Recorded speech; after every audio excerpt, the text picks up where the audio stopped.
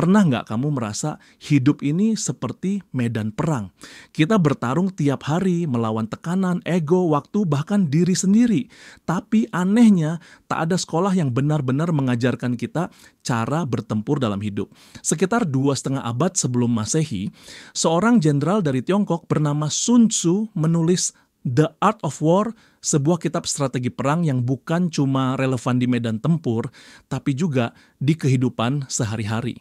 Kitab ini terdiri dari 13 bab yang membahas aspek penting dalam peperangan seperti taktik serangan, perencanaan strategis, spionase, hingga manuver psikologis. Namun isinya bukan tentang kekerasan semata, melainkan strategi yang mendalam, bagaimana mengatur pasukan, mengenali lawan, dan yang paling penting, bagaimana menghindari pertempuran jika bisa dimenangkan lewat cara lain. Sun Tzu lahir sekitar tahun 540 sebelum Masehi, dan meskipun detail kehidupannya masih samar, banyak yang menyebut ia bukan hanya jenderal, tapi juga seorang filsuf. Beberapa bahkan percaya bahwa karya ini ditulis oleh sekelompok pemikir. Namun yang pasti, ajarannya mengubah cara dunia memandang konflik, bahwa peperangan bukan hanya soal senjata, tapi juga soal pikiran. Dalam masa kekuasaan militer di Tiongkok, pemahaman terhadap peperangan dianggap sebagai penentu utama antara kejayaan dan kehancuran. Sun Tzu memandang peperangan sebagai sesuatu yang harus dipelajari secara ilmiah dan filosofis, bukan sekadar keberanian semata. Setiap detail dari moral pasukan hingga kondisi cuaca adalah bagian dari perhitungan yang tak boleh diabaikan. Sun Tzu berkata, yang terbaik adalah mengalahkan musuh tanpa pertempuran. Strategi lebih utama dibanding kekuatan. Dalam buku ini, ia memperkenalkan 5 elemen penting dalam strategi perang: pengaruh moral, cuaca, medan kepemimpinan, dan doktrin. Kelima unsur ini harus dievaluasi dengan cermat sebelum memulai konflik. Kepercayaan bawahan kepada pemimpin adalah kunci dalam moralitas pasukan. Seorang pemimpin yang bijak tidak hanya memberi perintah, tapi juga menginspirasi. Ia memperingatkan bahwa kekuatan tanpa strategi hanyalah awal dari kekalahan. Sun Tzu mengajarkan bahwa kemenangan sejati bukanlah menghancurkan musuh, tetapi memastikan konflik tidak terjadi sejak awal. Strategi itu bukan sekadar taktik di medan perang, tapi kemampuan untuk membaca situasi, memahami emosi, dan memanipulasi keadaan tanpa harus mengeluarkan tenaga berlebih. Ini adalah seni memimpin, seni membaca, dan seni memahami. Ia menekankan pentingnya pengambilan keputusan berdasarkan informasi yang mendalam. Ketika seorang jenderal menilai moral pasukan, kekuatan lawan, kondisi medan, dan logistik dengan akurat, ia tidak hanya mempersiapkan pasukannya untuk menang, tetapi juga menghindari kekalahan yang sia-sia. Dengan pemahaman ini, Sun Tzu mengajarkan bahwa berpikir jauh lebih penting daripada sekadar bertindak. 1. Kenali diri dan lawanmu. Jika kamu mengenal dirimu dan musuhmu, kamu tak akan kalah dalam 100 pertempuran. Sun Tzu menekankan pentingnya intelijen. Mereka yang mengandalkan kekuatan saja, tanpa informasi akan mudah dikalahkan. Dalam praktiknya, mengenal diri berarti jujur terhadap batasan dan potensi kita. Mengenal lawan berarti memahami pola pikir mereka, kelemahan, dan kekuatan. Sun Tzu menyarankan agar kita tidak hanya mengenali apa yang terlihat, tapi juga membaca apa yang tersembunyi. Ia juga menyarankan penggunaan berbagai jenis mata-mata, agen dalam, agen ganda, agen buangan, dan agen hidup. Strategi ini relevan dalam kehidupan sosial dan bisnis saat ini. Kita harus punya sumber informasi sebelum membuat keputusan besar. Sun Tzu memberikan contoh bahwa para jenderal terbaik adalah mereka yang tahu kapan untuk menghindar dan kapan harus menyerang. Mengenali emosi diri sendiri dan motif tersembunyi musuh seringkali menjadi penentu siapa yang bertahan dan siapa yang tumbang dalam konflik. 2. Pilih medan tempur. Evaluasi medan dan sumber daya adalah hal penting. Dalam hidup, ini bisa berarti mengenali lingkungan, relasi sosial, bahkan kondisi mentalmu sendiri sebelum mengambil keputusan besar. Sun Tzu menyebutkan 9 jenis medan yang berbeda, masing-masing membutuhkan pendekatan yang berbeda pula. Medan yang mudah ditembus tidak selalu aman, dan medan yang sulit bukan berarti harus dihindari. Evaluasi posisi strategis sangat penting sebelum bertindak. Ia juga mengajarkan bahwa pemilihan waktu dan tempat bisa menjadi pembeda antara kemenangan dan kehancuran. Pemimpin bijak tidak terjebak dalam emosi, tapi memilih bertindak ketika semua unsur mendukung. Ia menyarankan untuk tidak menyerang saat posisi kita berada di dataran rendah dan musuh di dataran tinggi. Dalam hidup ini bisa diterjemahkan sebagai jangan memaksakan diri saat situasi belum menguntungkan. Strategi ini membantu kita menjaga energi dan memilih waktu yang tepat. 3. Kecepatan dan ketepatan. Sun Tzu menggarisbawahi pentingnya kecepatan dalam menyerang dan fleksibilitas dalam bertahan. Momentum tidak bisa menunggu. Dalam situasi kritis, Sun Tzu menganjurkan untuk mengambil keputusan cepat sebelum lawan mengantisipasi. Ia menekankan bahwa gerakan yang cepat dan terorganisir akan mengungguli pasukan besar yang lambat dan bingung. Ia juga menyoroti pentingnya kesiapan logistik. Jangan sampai harus mengubah strategi di menit-menit terakhir hanya karena kita tidak siap. Persiapan matang mempercepat langkah, memperkuat mental, dan meminimalkan risiko. Ia menekankan bahwa pasukan pertama yang tiba di medan perang akan mendapat posisi terbaik dan waktu istirahat yang cukup.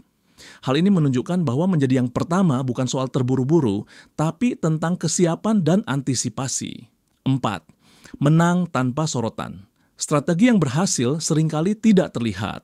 Kemenangan diam-diam yang tidak menguras tenaga dan emosi justru jauh lebih unggul. Sun Tzu percaya bahwa pemimpin yang sukses bisa menciptakan ilusi, tampak lemah saat kuat dan kuat saat lemah. Ia menganjurkan untuk menggiring lawan ke dalam perangkap yang kita kendalikan sepenuhnya. Kadang tindakan terbaik adalah tidak terlihat. Seperti dalam bisnis atau konflik pribadi, strategi tanpa konfrontasi terbuka seringkali lebih elegan dan tahan lama. Ia menekankan pentingnya penipuan dan penyamaran sebagai bagian dari taktik. Ia menyebutkan bahwa para ahli dalam pertahanan menyembunyikan diri mereka dan ahli dalam menyerang tampak seperti muncul dari langit. Mereka mampu melindungi diri sambil menciptakan kemenangan tanpa membuka jati diri. Persiapan kelima adalah segalanya. Persiapan logistik, mental, dan perencanaan sangat ditekankan. Tanpa itu, kamu akan terus berubah arah di tengah jalan. Ini berlaku untuk bisnis, hubungan, bahkan pertumbuhan pribadi. Menurut Sun Tzu, pasukan yang siap menang adalah pasukan yang sudah mengatur segalanya sebelum konflik terjadi. Ia menganalogikan ini seperti seorang musisi yang menguasai not dasar, tapi bisa menciptakan aransemen tak terbatas. Ia juga menekankan struktur komando yang jelas dari prajurit hingga jenderal. Organisasi dan formasi bukan sekadar formalitas, melainkan alat untuk mencapai tujuan bersama dengan efisiensi dan ketepatan. Sun Tzu memberikan contoh bahwa 5 nada musik bisa membentuk jutaan melodi. Begitu juga 5 warna primer bisa melahirkan kombinasi tak terhingga. Ini adalah simbol bahwa dengan elemen dasar yang kuat, kita bisa menciptakan strategi yang kreatif dan efektif. Bayangkan kamu menghadapi konflik di kantor. Bukannya membalas dengan emosi, kamu memilih diam dan menyusun rencana. Kamu tahu medan, kamu tahu karakter lawanmu. Ini adalah bentuk kemenangan tanpa bertarung. Strategi hidup bisa berbentuk keputusan kecil yang kita buat tiap hari, mempersiapkan argumen sebelum presentasi, menahan diri dari debat tidak produktif, atau bahkan mundur sejenak untuk menyusun ulang langkah. Sun Tzu juga menekankan pentingnya kondisi fisik dan mental pasukan. Dalam konteks kehidupan modern, ini berarti menjaga kesehatan tubuh dan pikiran agar tetap siap menghadapi tantangan. Kelelahan mental bisa menjadi awal dari kekalahan. Kedisiplinan juga menjadi poin penting. Sun Tzu pernah melatih pasukan dari para selir kerajaan, dan ketika mereka menertawai perintahnya, ia mengambil tindakan tegas demi menunjukkan bahwa perintah harus dihormati. Dalam kehidupan, ini berarti bahwa kepemimpinan kadang membutuhkan ketegasan agar sistem berjalan. Banyak orang mengira bahwa strategi adalah manipulasi, padahal Sun Tzu menekankan bahwa pemimpin harus menjunjung nilai-nilai seperti ketulusan, keberanian, kebijaksanaan, dan disiplin. Strategi tanpa moral adalah kehancuran. Ia mengkritik pemimpin yang terlalu emosional, ceroboh, penakut, atau terlalu belas kasih. Semua itu adalah kelemahan yang bisa dimanfaatkan oleh lawan. Seorang pemimpin harus tahu kapan bertahan dan kapan menyerang. Sun Tzu menguraikan 5 kesalahan umum pemimpin: ceroboh, pengecut, mudah marah, terlalu bangga, dan terlalu pengasih. Kelima hal ini bisa menghancurkan keputusan strategis. Dalam hidup, ini adalah ajakan untuk mengelola ego dan emosi sebelum memimpin orang lain. Ia juga menyebut bahwa keputusan strategis yang buruk bisa menimbulkan dampak psikologis pada pasukan. Dalam konteks modern, ini berarti bahwa satu keputusan impulsif bisa membuat tim kehilangan kepercayaan, menurunkan moral, dan merusak struktur yang sudah dibangun. Sun Tzu tidak sedang mengajarkan kita untuk jadi agresif. Ia mengajarkan kita untuk jadi bijak. Dalam salah satu kutipan terkenalnya, ia berkata, "Pasukan yang menang adalah pasukan yang sudah menang sebelum pertempuran dimulai. Kamu adalah jenderal dalam hidupmu. Setiap hari adalah strategi. Sudahkah kamu mengenali kekuatanmu? Sudahkah kamu memilih medan perangmu? Dan apakah kamu sudah siap menang tanpa bertempur?" Strategi hidup bukanlah soal mengakali orang lain, tapi tentang memaksimalkan potensi diri.